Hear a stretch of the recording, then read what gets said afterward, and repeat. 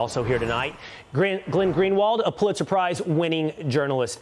Glenn, it's stunning to see the turnaround in statements from 1 month ago, both from President Biden and from General Mark Milley, to the reality on the ground 1 month later. Were these leaders wrong, or were they lying to us about what they were seeing 1 month ago?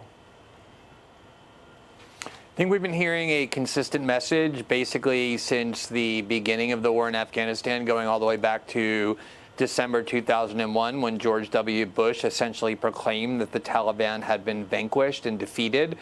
The same message being that the United States was making great progress in building up the Afghan National Security Forces, and they would soon be able to stand on their own in defending the government and protecting the country against the Taliban, when we know for certain, not speculatively, but for certain, that inside the government, military leaders and political officials for at least a decade privately were recognizing that what they were assuring the public was true was actually a lie, that the Afghan National Security Forces were a joke.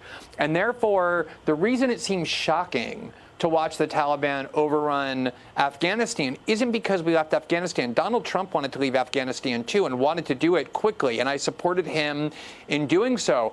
The reality is the Taliban was always going to take over once we left. The reason it's shocking is because the government, up until 5 weeks ago with Biden and Milley, and going back years, was lying to the public that there was a viable police and military force there that could protect the country when there never was. Yeah, there obviously was not. Reality has just interrupted that lie. So who are we to trust going forward, Glenn, as we look at this? I think there is a worthy debate, and you and I might fall on separate sides of this debate, on whether or not we should have left some residual force in Afghanistan, not to nation build, not to try to bring democracy to Afghanistan, but whether or not to serve as a forward operating base to fight terrorism. But I don't know who we can trust to give us the reality on the ground moving forward. Certainly not the President of the United States, and it doesn't appear to be the top military leadership as well.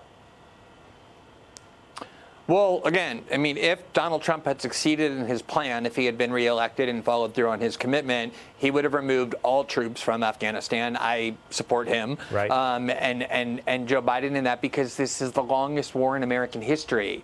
And I think we have to come to grips after what we've seen in Iraq and Syria and Libya, that no matter how well-intentioned we might be, no matter how poorly intentioned we might be, no matter how great our strategy sounds in think tanks and, State Department and Pentagon offices in Washington, we can't control other countries on the other side of the world using military force. These are very complex, old, and very different countries. And every time we try, we seem to make things worse, not just for those countries, but also for ourselves. We lost thousands of lives and billions of dollars in Afghanistan, only for it to go right back to 2001 as if the whole thing had never happened. And at some point, we have to restore humility to our own sense of what we can do in the world with regard to other countries. We're having a hard enough time managing our own country.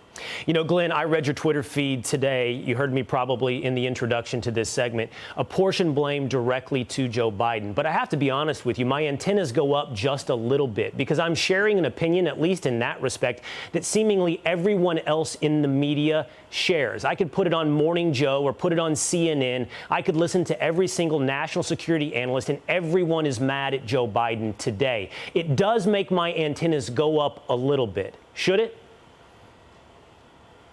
Absolutely. I think that, look, if you look at the lives of the American people and what they're struggling with and what they care about, this is what I was always saying about Russiagate, is I don't think Americans are waking up worried about Vladimir Putin. I don't think Americans are waking up worried about how Kandahar and Kabul are being governed. The problem is there's a permanent national security state in the United States that is supported by the establishment wings of both parties and the media that always favors war. They always want more war. They always want it to continue for a lot of different reasons. And I think that the presidents that get attacked the most are the ones who defy that. When Obama refused to attack Assad, when Donald Trump tried to improve relations with Russia and with Syria, and now Joe Biden doing what multiple American presidents in polls have overwhelmingly showed Americans want, which is finally ending this 20-year-old war. So, yeah, I think there's a huge pro-war sentiment and bias on the part of D.C. elites who don't have to send their kids over to fight. They have other families do it for them. Glenn Greenwald, always interesting. Thank you so much for being with us on this show tonight. Thank you, Will. All right. Hey, Sean Hannity here. Hey, click here to subscribe to Fox News YouTube page and catch our hottest interviews and most compelling analysis. You will not get it anywhere else.